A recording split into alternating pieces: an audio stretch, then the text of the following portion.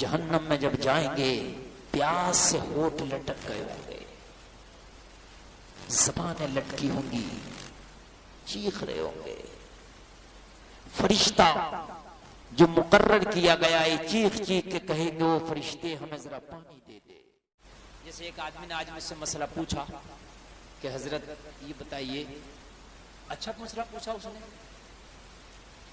کہ میرے اوپر کسی کا قرضہ ہے، میرے اوپر کیا ہے، کسی کا قرضہ، اور میری اتنی طاقت بھی نہیں کہ قرضہ دے سکوں، کیا اچھا مسئلہ ہے۔ تو میں نے کہا اس کے پاس جا اور اس سے کہے کہ میری ابھی طاقت نہیں ہے دینے کی، میں وعدہ کرتا ہوں تجھ سے کہ میری جیسے جیسے حیثیت ہوگی تیرا ویسے ویسے قرضہ ضرور چکاؤں گا، لیکن اس دوران اگر میرا انتقال ہو جائے، یہ بھی تو ہو سکتا آدمی مر سکتا، تو سچے دل سے تم مجھے معاف کر دینا، چکاؤں گا۔ اگر مجھے 100 روپے کی گنجائش ہوگی تو پہلے 13 ہے نا، لیکن اگر مر جاؤں اس دوران تو کیا کرنا، معاف کر دینا۔ اور آج کیا کہتا، نہیں دوں گا، جو تجھ سے ہو سکے وہ کر لیے،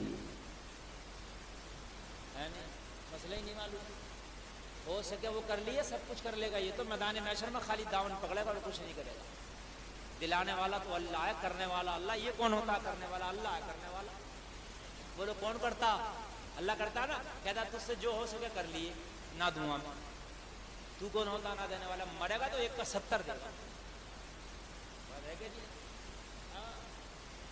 میدان محشر میں کچھ لوگ تو ایسے ہوں گے کہ جنت کا بالکل ٹکٹ مل چکا ہوگا، نیک ہوں گے، مگر پکڑ لے گا کہ میرا قرضہ ہے، اللہ تعالیٰ اس کے قرضے کے بدلے اس کی نیکیاں اسے دے گا، تو اس کی نیکیاں ختم ہو جائیں گی اور اس کو نیکیاں مل جائیں گی۔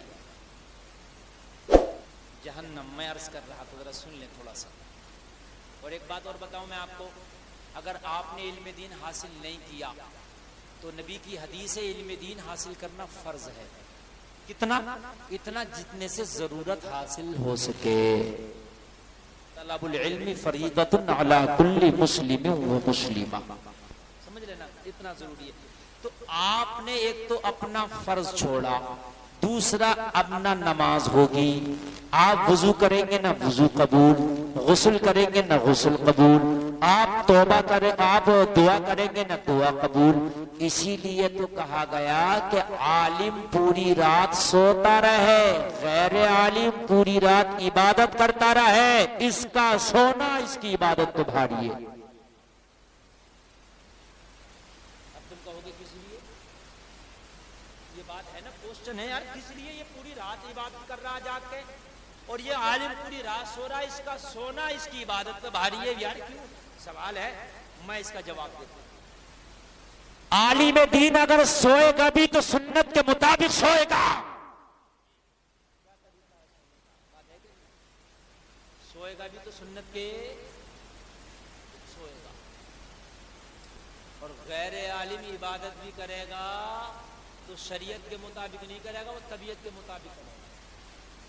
اور آپ کو یقین نہ ہے تو آپ دیکھ لینا، نماز میں جب نماز پڑھتے ہیں تو کسی کی تو یہ گلا کھلا ہے، کسی کی آستینیں اوپر ہیں اور ایسے کر کے کھڑے ہو گئے، اور جب سجدہ کیا تو کسی کے پیر اوپر اٹھے ہیں، کسی کی انگلیاں ٹک رہی ہیں، کسی کی نہیں ٹک رہی ہیں، کوئی دونوں پیر پیچھے کر کو بیٹھ گیا، کوئی دونوں اٹھا کر بیٹھ گیا، جس کی جیسی مرضی کر رہی ہے وہ کر رہا ہے۔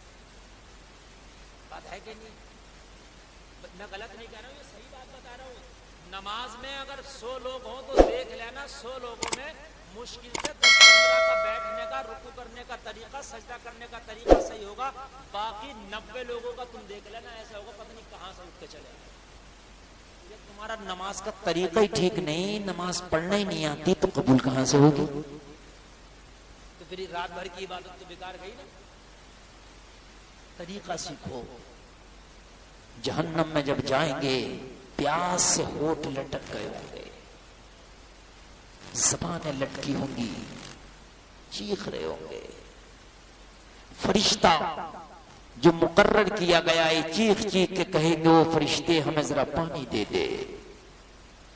لوگوں جہنم میں پانی مانگ رہے ہوں گے، یہ سن کے نہیں دے گا، بہت دن کے بعد سنے گا اور سننے کے بعد کہے گا کیا کہتے ہو، وہ پھر بہرا ہو جائے گا، یہ پھر 1000 سال تک چیختے رہیں گے، چیختے چیختے لوگوں 1000 سال کے بعد پھر جہنم کا فرشتہ کہے گا کیوں چیخے ہو، پھر یہ کہیں گے کہ تجھے سنائی نہیں آتی، لوگوں یہ پھر بہرا ہو جائے گا، پھر 1000 سال تک چیختے رہیں گے، چیختے چیختے 1000 سال پھر گزرے گا، اس کے بعد فرشتہ سنے گا، کہے گا یہ بتاؤ کیسا شور مچایا ہے، کہیں گے 3000 سال ہو گیا چیختے چیختے ہم پیاسے ہیں، ہمارے ہونٹ لٹک گئے، ہماری زبانیں لٹکی پڑی ہیں پیاس کی وجہ سے، حلق میں کانٹا ہے، ہمیں تھوڑا سا پانی دے دے۔